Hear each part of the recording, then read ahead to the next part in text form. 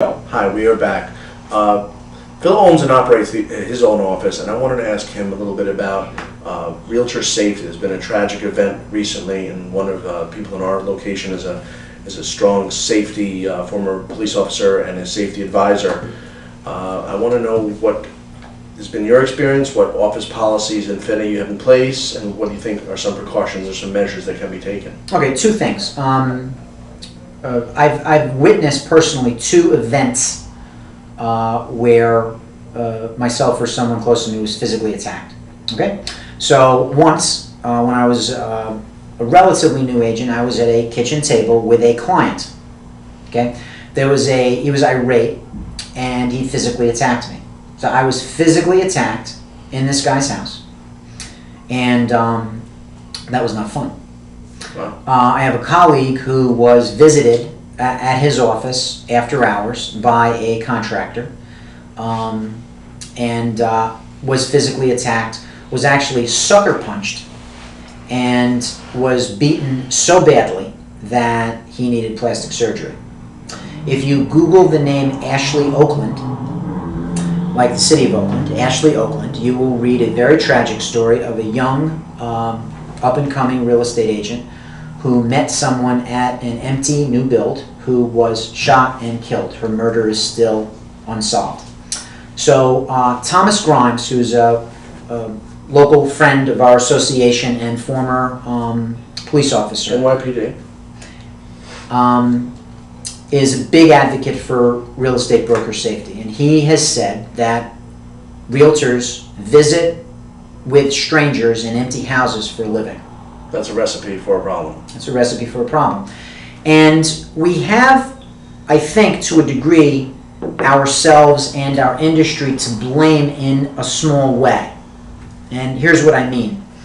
We don't do a good enough job of explaining to the public why it's absolutely necessary that they meet us at our office to get pre-qualified First. before we'll send our solitary, often female agent to meet a completely cold, unknown stranger at a remote location just so they can see the property. And I can tell you, just about every agent I know, male and female included, will tell a story of a time where they were at least uncomfortable by someone they were alone with in a home. Mm-hmm. And it's very simple. They're at an open house. They've got the balloons outside. They've got the whole open house going. Someone walks in. We have no idea who they are. We have no idea where they came from. We have no idea if they qualified to buy the house. The only thing the only price of admission was they saw the open house sign and they can walk on their hind legs. That is it. And they are in someone's often multi-million-dollar home, walking through a house, completely unsupervised except for that one agent, and we're not in the crime prevention business. Right. Okay? And they see where your kids sleep, they see which windows are unlocked, they see all the valuables. All it takes is flip and the window's open. Okay? So, second anecdote that I experienced was I hosted an open house, and some people came through and they stole $8,000 worth of jewelry. Okay? And I still have a voicemail saved of my client calling me, just finding out that jewelry had been stolen. What'd you say? What'd you do? I told them to call police. Of course. Yeah. I don't believe that they found out it was some crime ring from Baltimore and everything like that. But it was a peculiar thing in that, there were feelings, there was emotion about this. This is a violation, and they didn't steal super duper valuable jewelry, they stole sentimental jewelry, which is even worse. Sure. Okay? And my client said to me, why didn't you follow them around closer? Why didn't you stop them? And one of the things that the public needs to understand is, while we are responsible for what goes on our watch, I'm not going to. Yeah, I'm not going to take one in the gut for your stuff. I have 4 children. I want to see them grow up. And if someone is committing a crime in your home, I owe it to myself to get out of your home. okay? If someone means you harm, they mean me harm. And we shouldn't get harmed, okay? A CPA does not get a gun pointed at them when they're doing someone's taxes, okay? It should not be innate to our business to be exposed to safety issues. So offices should have policy. People should not go out and see strangers cold without knowing anything about them.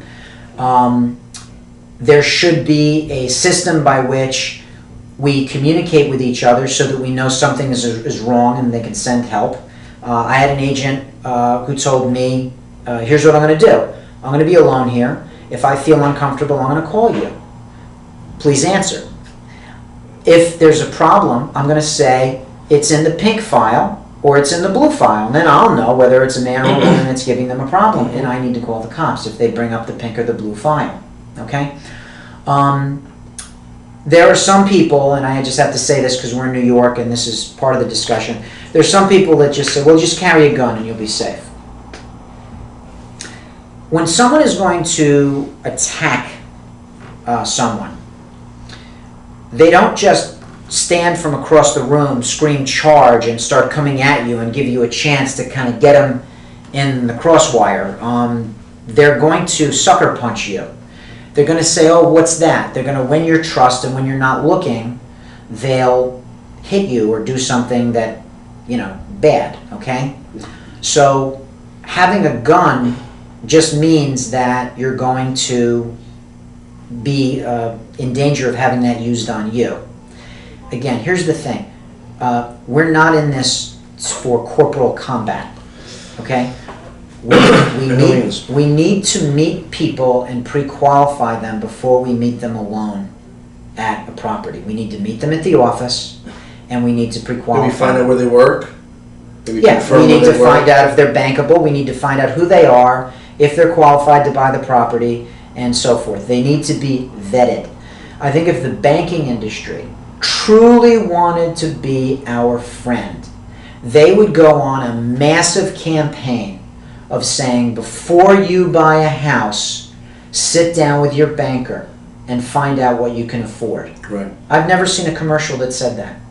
No. I mean, you're making offers before you even know if you could afford it. Right. So we should vet buyers, if only for them not getting their heart broken because they shouldn't be going out to see something that they can't afford. And we should also remember we're talking about the 1/10 of 1/10 of 1% of the people that mean us harm, but I still don't like those odds. All right. The rest of the people should be getting pre-qualified because that's just the smart order. It's just better. But offices and brokers should have a policy. We should use our position as brokers to educate our agents. But I will say this: associations and boards should be working harder to educate the public as to why we need to meet them at the office first, and among those reasons is agent safety. Right.